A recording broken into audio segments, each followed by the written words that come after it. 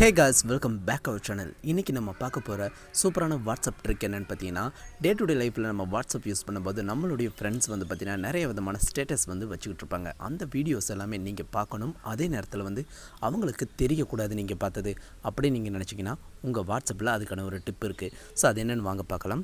First வந்து WhatsApp open பண்ணிக்கோங்க. இப்போ என்னுடைய வாட்ஸ்அப் ஓப்பன் பண்ணிட்டேன். இங்கே வந்து பார்த்திங்கன்னா நிறைய ஸ்டேட்டஸ் வந்து என்னுடைய ஃப்ரெண்ட்ஸ் வந்து போட்டிருக்காங்க.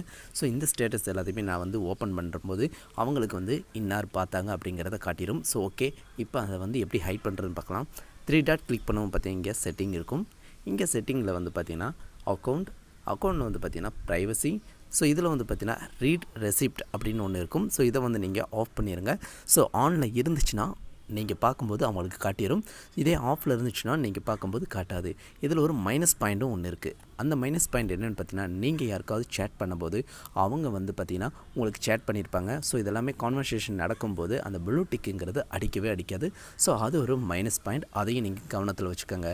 ஓகே காய்ஸ், இன்றைக்கி நம்ம பார்த்த இந்த ஒரு டிப் வந்து உங்களுக்கு ரொம்ப யூஸ்ஃபுல்லாக இருக்கும். ஸோ வாட்ஸ்அப் யூஸ் பண்ணக்கூடிய யூசர் எல்லாருமே இந்த வீடியோவை ஷேர் பண்ணிக்கோங்க. மேபி உங்களுக்கு தெரிஞ்சிருந்துச்சுன்னா இந்த வீடியோவை பார்த்துட்டு ஜஸ்ட் 1 லைக் மட்டும் கொடுத்துட்டு போங்க. Thanks for watching.